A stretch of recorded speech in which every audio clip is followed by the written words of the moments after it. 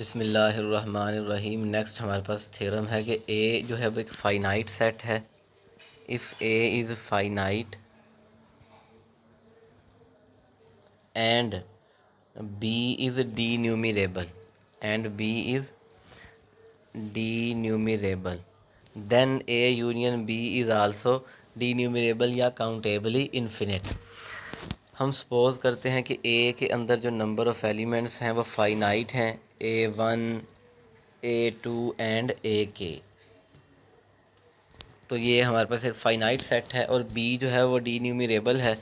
तो इसका मतलब ये है कि सेट ऑफ नेचुरल नंबर से बी तक हमारे पास एक बाइजेक्टिव मैप एग्जिस्ट करेगा, क्योंकि बी जो है वो काउंटेबली इन्फिनिट है। अब हमें नहीं पता कि ए और बी के अंदर जो एलिमेंट्स हैं वो सेम हैं या ये ए और बी डिसजॉइंट हैं या ओवरलैप करते हैं। अगर हम एक छोटी सी एग्जांपल देख लें, अगर एक सेट हमारे पास है, ये ए सेट है ए, और फॉर एग्जांपल जी ये बी है, तो ए यूनियन बी में सारे एलिमेंट्स आएंगे। लेकिन अगर मैं ए का कंप्लीट ए डैश फाइंड करूं, ये इसको चाहे आप छोड़ दें, यानी ये ए सेट है और ये बी है, ये ए है और ये बी, ए यूनियन बी लें तो ये एलिमेंट्स आएंगे। अगर मैं ए डैश ए डिफरेंस बी कर लूँ, ए डिफरेंस बी यानी वो एलिमेंट्स जो ए में हैं लेकिन बी में नहीं हैं, तो वो कौन से एलिमेंट्स हैं? वो ये वाले हैं, सिर्फ ये वाले। इसे मैं नाम दे देता हूँ ए डैश का। अगर मैं ए डैश का यूनियन लूँ बी के साथ, तो क्या हम ये डायग्राम देखकर बता सकते हैं कि वो हमारे पास ए यूनियन बी के ही बराबर है? ए डैश यानी A dash A difference B, not a complement, A difference B, वो एलिमेंट्स जो ए में हैं बी में नहीं हैं, वो एलिमेंट्स जो ए में हैं बी में नहीं हैं, वो सिर्फ ये थे। ए डैश यूनियन बी लें तो वो ए यूनियन बी के ही बराबर है। अब हमने कहा कि हमें नहीं पता ए और बी में एलिमेंट्स सेम हैं या डिसजॉइंट हैं या ओवरलैप करते हैं, हमें नहीं पता। हम खुद से इन दोनों को डिसजॉइंट बनाएंगे ताकि जब हम मैपिंग डिफ़ाइन करें तो अगर ए और बी में एलिमेंट्स कॉमन होंगे, जब हम इनपुट देंगे तो वो आउटपुट जो है वो ए में भी आएगी बी में भी आएगी, तो हमारे लिए इशू हो सकता है। हम डिसजॉइंट बनाएंगे ताकि जब हम इनपुट दें तो आउटपुट या तो ए डैश में जाए या बी में जाए, यानी ए डिफरेंस बी में आउटपुट चली जाए चाहे वो बी में चली जाए, क्योंकि हम उन दोनों का यूनियन लेंगे और मैपिंग डिफाइन करेंगे natural set of natural number से ए यूनियन बी तक। असल में वो ए यूनियन बी जो है वो ए डैश यूनियन बी है। हम सेट ले लेंगे जी कि ए डैश, क्योंकि अब ए हमारे पास फाइनाइट सेट है, ए फाइनाइट सेट है। जब ए डैश बी लेंगे, ए डिफरेंस बी, तो उसमें भी फाइनाइट एलिमेंट्स ही आएंगे, क्योंकि जो एलिमेंट्स ए में हैं बी में नहीं है। अगर हम बी डिफरेंस ए लेंगे तो वो हमारे पास इन्फिनिट सेट आएगा। उसके बारे में ये कहना कि वो डीन्यूमरेबल है या नहीं है, वो एक अलग से क्वेश्चन बन जाएगा। ए डिफरेंस बी लेंगे तो वो हमारे पास क्या होगा? हम कहते हैं A1 डैश है जी, A2 डैश है, अप टू AS डैश है, ए डैश हमने ये कह दिया। अब अगर मैं ए यूनियन बी लूँ तो वो किसके बराबर है? A dash union B. अब ए डैश और बी दोनों क्या हैं? डिसजॉइंट हैं। हम मैपिंग डिफ़ाइन करेंगे, जी मैपिंग डिफ़ाइन करेंगे, क्योंकि एफ़ तो पहले डिफ़ाइन कर चुके हैं, ए डैश यूनियन बी तक। किस तरह से हम इनपुट दें तो आंसर या ए डैश में आए या बी में आए, आंसर या तो ए डैश में आए या बी में आए।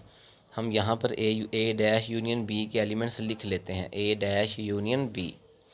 ए डैश में एलिमेंट्स क्या थे? A1 dash, A2 dash up to AS dash, और आगे बी के एलिमेंट्स। आगे किसके एलिमेंट्स? बी के, यानी B1 कह दें, B2 कह दें, B3 कह दें, जो मर्ज़ी कह दें। सेट ऑफ नेचुरल नंबर से मैपिंग डिफाइन करेंगे, यानी 1 यहाँ मैप हो गया, 2 यहाँ मैप हो गया, Fn जो एलिमेंट था वो यहाँ हो गया मैप, इस तरह से। अब हमने मैपिंग डिफाइन की है G from N to A dash union B। किस तरह से कि G ऑफ N जो है, G of N is equal to A N dash if N is less or equal to S, क्योंकि हमने कहा था A डैश में, A डिफरेंस B में A1 डैश है, A2 डैश है, अप टू AS डैश, ये एलिमेंट्स हैं। तो अगर n less or equal to s होगा तो आउटपुट A डैश में आएगी, और अगर हमारे पास n जो है वो s से ग्रेटर होगा, n is greater than s, then output क्या होगी, f of n minus s, f of n minus s। f क्या था, f हमारे पास मैपिंग थी n से b तक, f क्या, f हमारे पास मैपिंग थी n से b तक। हमने प्रूव क्या करना है, हमने प्रूव ये करना है कि ये मैपिंग जो है ये 1 1 भी है और ऑन टू भी है, मैपिंग 1 1 भी है और ऑन टू भी है। क्योंकि हमने जो मैपिंग डिफ़ाइन की थी n से b तक, वो हमारे पास थी f of n is equal to B N. ठीक है, अब जो हमने g की मदद से मैपिंग डिफ़ाइन की है वो हमारे पास क्या है, f of n minus s, तो वो क्या बन जाएगी, बी एन माइनस एस। अगर तो s हो 10, यानी a डैश में 10 एलिमेंट्स हैं, तो क्या मैपिंग बनेगी, n minus 10 is equal to B of n minus 10। अब n जो है वो 10 से ग्रेटर ही होगा, या तो 11 या 12 या 13। 11 रखें तो f ऑफ 1 आएगा, f of 1 is equal to B 1, जो किसके बराबर है, जो g ऑफ 11 के बराबर है। तो इस तरह से हमने मैपिंग डिफ़ाइन की है। अब हम प्रूव करेंगे कि ये 1 1 भी है और ऑन टू भी है, क्योंकि ए डैश और बी जो है इन दोनों में कोई भी चीज़ कॉमन नहीं है। n1 और n2 अगर हम दो एलिमेंट्स लें, n1 n2 belongs to n, तो g of n1 is equal to g of n2 होगा। अब n1 और n2 या तो s से छोटे हो सकते हैं या s से, यानी या तो s से लेस आर इक्वल हैं या s से ग्रेटर हैं। अगर तो n1 और n2 जो हैं वो s से छोटे हैं, तो फिर हम मैपिंग क्या, फिर हम कौन सी मैपिंग यूज़ करेंगे, जो हमने पहले, क्योंकि हमने जी को दो हिस्सों में डिफ़ाइन किया है पीस वाइज। अगर n1 जो है वो n2 से लेस हो, तो फिर हमारे पास जो आउटपुट है वो क्या होगी, वो होगी n1 dash is equal to an2 dash. अब क्योंकि ये डिसजॉइंट है, a1 dash, a2 dash, a3 dash, ये सारे डिसजॉइंट थे।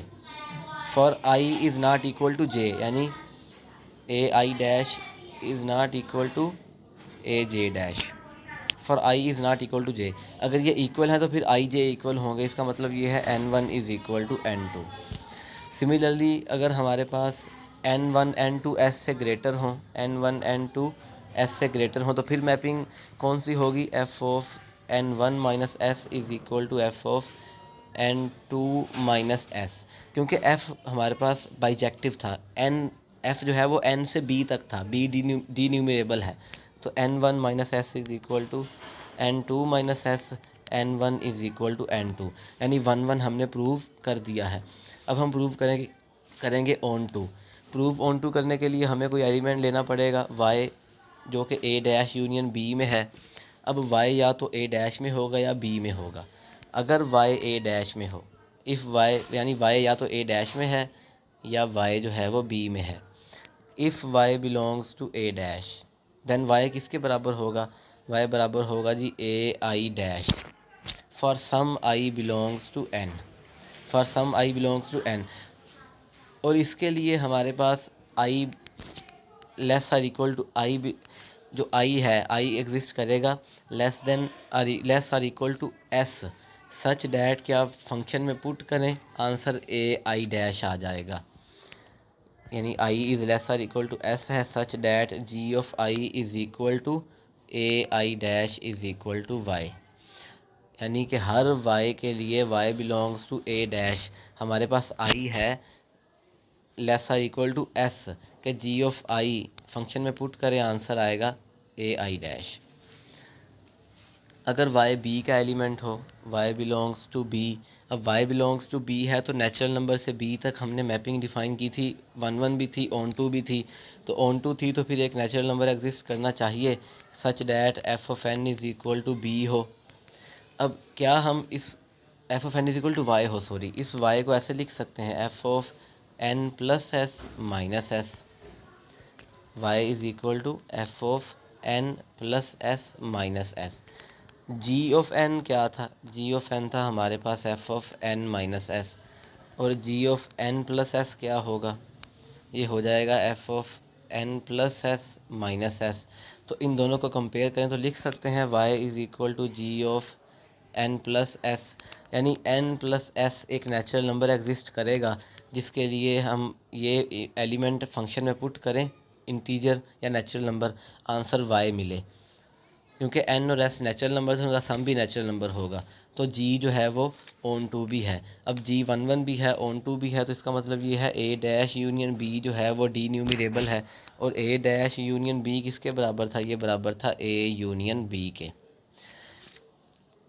इसको हम इंडक्शन की मदद से भी प्रूव कर सकते हैं कि लेट, ये इसका मेथड नंबर 2 है।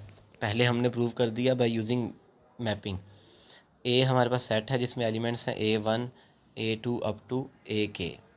इंडक्शन के साथ प्रूव करेंगे। सपोज फॉर के इज़ इक्वल टू 1, फॉर के इज़ इक्वल टू 1 ए क्या होगा? ए में एलिमेंट होगा 1।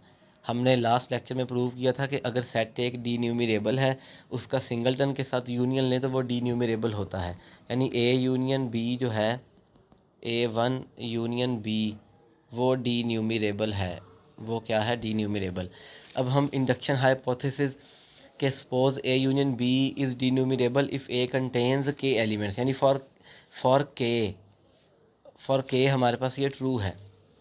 फॉर के हमारे पास क्या है? ट्रू। इंडक्शन हाइपोथेसिस हमने बना लिया कि सपोज ए यूनियन बी जो है, suppose A union B is denumerable if ए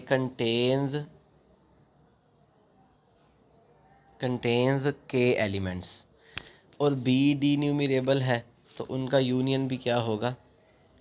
अब हमने बता दिया कि ए, हमने सपोज कर लिया है कि ए यूनियन बी जो है वो डी न्यूमरेबल है और ए में के एलिमेंट्स हैं। ये इंडक्शन हाइपोथेसिस है। हमने प्रूव करना है कि अगर ए में के प्लस वन एलिमेंट्स हों तो फिर भी A union B denumerable है। हम लेट करते हैं ए के अंदर के प्लस वन एलिमेंट्स हैं, A1 अप टू ए के और ए के प्लस वन। हम इसे ऐसे लिख सकते हैं A k is equal to A1 A2 up to A k union singleton A k plus one, A k plus one. इसे हम नाम दे देते हैं ए डैश का। इसे हम नाम दे देते हैं ए डैश। ए डैश से मुराद ये नहीं है कि ये उसका कोई, हमने ए डिफरेंस भी लिया है, जस्ट हमने नाम दिया है कि A is equal to A dash union A k plus one, क्योंकि इसके अंदर के एलिमेंट्स हैं। अब दोनों तरफ ए यूनियन बी कर दें तो ये बन जाएगा ए डैश यूनियन सिंगलटन ए k plus one union B. अब हमें पता है कि एक सेट डी न्यूमरेबल हो और उसका सिंगलटन के साथ यूनियन लें तो वो हमारे पास क्या होता है? D numerable. तो इसका मतलब ये है कि ए यूनियन बी को हम लिख देते हैं A dash union B dash. B dash क्या है? बी का सिंगलटन के साथ यूनियन। अब बी डैश भी डी न्यूमरेबल है। बी डैश क्या है? Denumerable. और ए जो है उसमें हमारे पास के एलिमेंट्स हैं, उसमें क्या है? के एलिमेंट्स। और हमारे पास जो इंडक्शन हाइपोथेसिस है वो क्या है? वो कहता है कि जी अगर सेट के अंदर के एलिमेंट्स हों और एक डी न्यूमरेबल हो सेट, तो उन दोनों का यूनियन भी डी न्यूमरेबल होगा। यही इंडक्शन हाइपोथेसिस है। इसका मतलब ये है कि ये डी न्यूमरेबल है। और ये किसके बराबर है? ये ए यूनियन बी के बराबर है। तो A union B is also D numerable.